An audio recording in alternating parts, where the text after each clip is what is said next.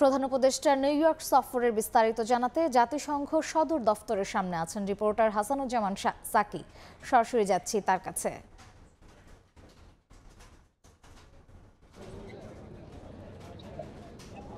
Psaki,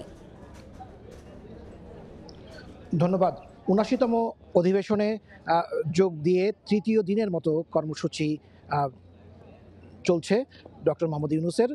যদিও তার যুক্তরাষ্ট্রের সফর ৪ দিন, কিন্তু আনুষ্ঠানিক কর্মসূচি জাতিসংঘ কেন্দ্রিক সেটি তৃতীয় দিন। এবং তৃতীয় দিনে আজকে কিন্তু এই নিউ ইয়র্কের আবহাওয়া কিছুটা মেঘলা এবং বৃষ্টিমুখর, এবং এই দিনে এই বৈরী আবহাওয়ার মধ্যে কিছুটা এখন পর্যন্ত এই ৩ দিনের মধ্যে সবচেয়ে বেশি কর্মসূচিতে অংশগ্রহণ করছেন প্রধান উপদেষ্টা ডক্টর মোহাম্মদ ইউনূস। তিনি সকাল থেকেই তার কর্মসূচি শুরু করেছেন। সকালে ফোর্বস ম্যাগাজিনের একটি ইভেন্টে তিনি বক্তব্য রেখেছেন। তারপরে তিনি নিউ ইয়র্কের অন্য একটি হোটেল, যেটি লোটে নিউ ইয়র্ক লোটে হোটেল বলে পরিচিত, সেই হোটেলে বাংলাদেশ কনফারেন্স সেন্টারে তিনি সেখানে মার্কিন পররাষ্ট্র মন্ত্রী অ্যান্টনি ব্লিংকেনের সঙ্গে তিনি বৈঠক করেন। এবং সেইখানে সৌজন্য সাক্ষাৎ এবং বৈঠকে দুই দেশের স্বার্থ সংশ্লিষ্ট নানান বিষয় নিয়ে আলোচনা হয়। এবং বিশেষ করে মার্কিন প্রেসিডেন্ট জো বাইডেন যেটি বলেছিলেন ডক্টর ইউনূসকে, যে যুক্তরাষ্ট্রের পূর্ণ সমর্থন রয়েছে তার অন্তর্বর্তীকালীন সরকারের প্রতি, সেটি কিন্তু আজকে পররাষ্ট্রমন্ত্রী অ্যান্টনি ব্লিংকেনও আবার পুনরুব্যক্ত করেছেন। এবং আজকে আরও বিশদ আলোচনা হয়েছে যে বাংলাদেশের যে সংস্কার কর্মসূচি, বাংলাদেশকে যে পুনর্গঠনের কর্মসূচি নিয়েছেন ডক্টর ইউনূস, সেই জায়গাগুলোতে যুক্তরাষ্ট্র কীভাবে সহায়তা করতে পারে।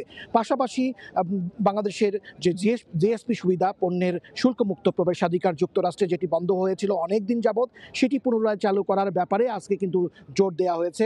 পাশাপাশি বাংলাদেশের বিনিয়োগ, বাংলাদেশের উন্নয়নের জন্য যুক্তরাষ্ট্রের ঋণ, নানান কিছুতে যুক্তরাষ্ট্রের সহযোগিতা চেয়েছেন। এবং অ্যান্টনি ব্লিংকেন যতটুকু আমরা জেনেছি যে তিনি তার পূর্ণ সমর্থন এবং যুক্তরাষ্ট্র সবসময় সব কিছুতে বাংলাদেশের পাশে থাকবে, সহযোগিতা করবে বলে আবারও জানিয়েছেন।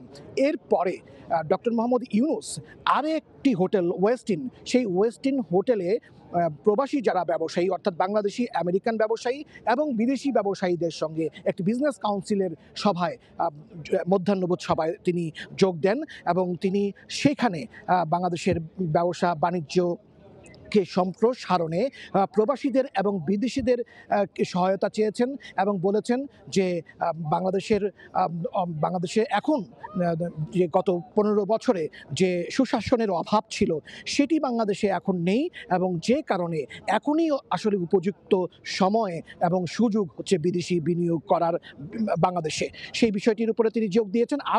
আরও বিস্তারিত হয়তো আমাদেরকে যখন প্রধান উপদেষ্টার মুখপাত্র এবং যখন ব্রিফ করবে তারা আমরা তখন জানতে পারবো যে আরও সবিস্তারে কি ব্যবসা সংক্রান্ত, অর্থনৈতিক সংক্রান্ত আলোচনা হয়েছে।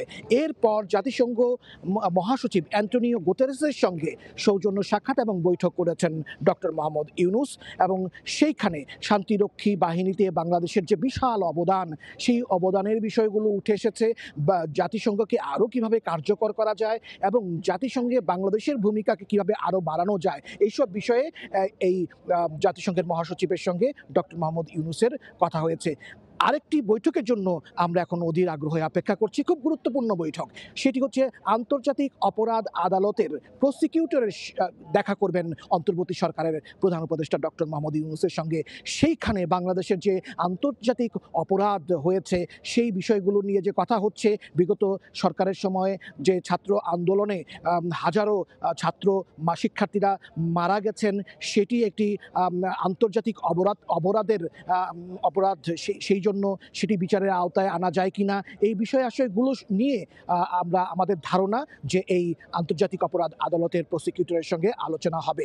এই ছিল এখন পর্যন্ত অন্তর্বর্তী সরকারের প্রধান উপদেষ্টা ডক্টর মোহাম্মদ ইউনূসের যে তৃতীয় দিনের কর্মসূচির এই মধ্যাহ্নভোজ পর্যন্ত যা হয়েছে তার সর্বশেষ। আপনাকে ধন্যবাদ। হাসানুজ্জামান সাকি, সময় সংবাদ, জাতিসংঘ সদর দপ্তর, নিউ ইয়র্ক।